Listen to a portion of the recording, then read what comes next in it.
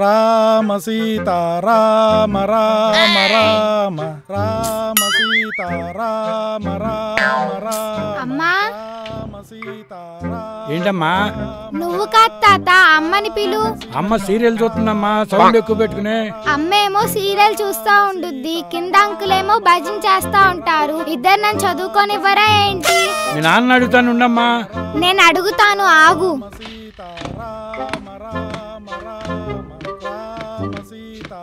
కర్మ కర్మ.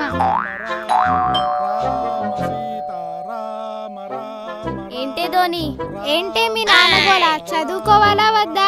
ఏం చేయనే, పొద్దునుండి మా అమ్మకు చెప్పి చెప్పి విసుగు పుట్టేసింది. రాత్రి భక్త సబరి సినిమా చూసి ఇట్లా అయిపోయాడు. తపస్సు చేస్తే రాముడు వరం ఇస్తాడంటే, అందుకని రాముడు వరం ఇస్తే ఎగ్జామ్ టైం లో ఏంటమ్మా మీ నాన్న? ముందు నేను మాట్లాడతా. ఏమండి సుబ్బారావు గారు, మా పిల్లలు కూడా చదువుకోవాలి కదండి, పోనీ మేము వెళ్ళి అడగమంటారా? తలనొప్పి కేసు మీరు అడగద్దు, నేను అడగద్దు. అదండి, వెళ్ళి తర్వాత చూసుకుందాం.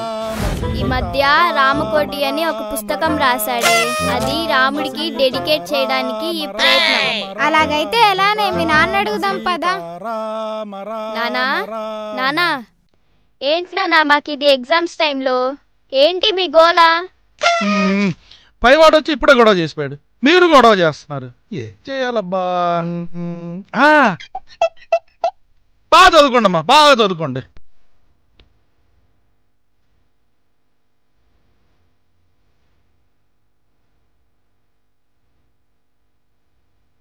జై శ్రీరామ్, జై శ్రీరామ్, జై శ్రీరామ్, జై శ్రీరామ్, జై శ్రీరామ్, జై శ్రీరామ్, జై శ్రీరామ్.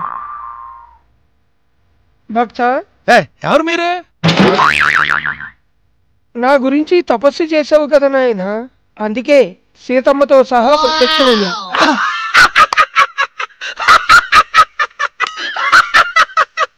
దేనికి నాయన నవ్వుతున్నావు?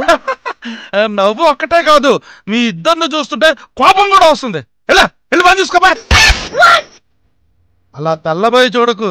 నువ్వు రాముడుగా, ఆమె సీత. మీరెక్కడ దొరికారా బాబు నా తపస్సు భగ్నం చేయడానికి? ఎవరైనా పంపిస్తే వచ్చారా ఏంటి? అంత కోపం ఎందుకు నాయనా? నేను నీ సీతమ్మ తల్లిని. ఈయన నా పతిదేవుడు శ్రీరామచంద్రుడు. ఆహా, నువ్వు రాముడివే. కిరీటం ఏది, ధనస్సు ఏది, అమ్ములు పోదేది, పట్టు పీతాంబరాలేవి? ఇక మా సీతమ్మ పట్టు పీతాంబరాలతో, వడ్డాణంతో, వజ్ర వైడ్యూరాల నగలతో కళకళలాడుతుంది. అలాంటిది మీ ఇద్దరు మా సీతారాముల. వెళ్ళండి, నా తపస్సుకి టైం అయింది. జై శ్రీరామ్, జై శ్రీరామ్, జై శ్రీరామ్. పిచ్చి భక్త, ఈ లోకంలోని మానవులు చాలా మంది దొంగలున్నారని నీకు తెలియనిది కాదుగా? అందుకని మా జాగ్రత్తలో భాగంగా మా నగల్ని మా లోకంలో వదిలొచ్చావు నాయనా. ఈ రూపంలో మీ లోకానికి వచ్చావు నాయనా. ఏం కథలు చెప్తున్నారు? సరే, మీరు చెప్పింది నేను నమ్ముతున్నాను. మరి నా పేరేంటి? నీ పేరు బాబురావు. నువ్వు ఉండేది సింగనగర్ సుందరయ్య రోడ్డులోని 7వ లైన్లోని 9వ నెంబరు బిల్డింగ్ లో ఉంటావు. స్వామి, అజ్ఞాని స్వామి, అజ్ఞానిని. నన్ను మన్నించండి స్వామి, మన్నించండి. నీ పొరపాటు గ్రహించాను నాయనా. ఇంతకీ మా గురించి ఎందుకు తపస్సు చేసావు నాయనా? అమ్మా సీతమ్మ, రామకోటి రాయటం పూర్తి చేశాను. అది మా స్వామివారికి అంకితం ఇద్దామని తపస్సు చేశానమ్మా.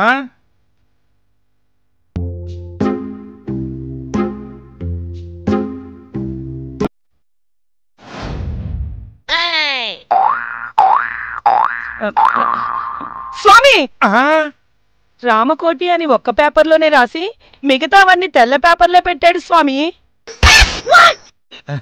ఏం లేదు స్వామి, లోకంలో టెక్నాలజీ బాగా పెరిగింది. మిగతా పేజీలన్నీ జిరాక్స్ తీసుకోండి. సరే నాయన, మేము వెళ్ళొస్తాం.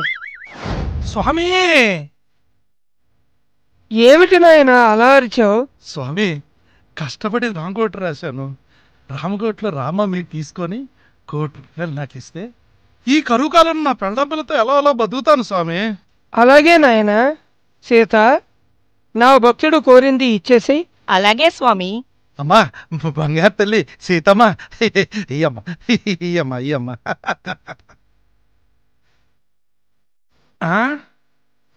స్వామి, నేను అడిగింది ₹1,00,00,000 స్వామి, 100 కాదు. నీ బొంద, భూలోకంలో టెక్నాలజీ బాగా పెరిగింది కదా, 100ని ఫోటో స్టాట్లు తీయించుకోనాయనా.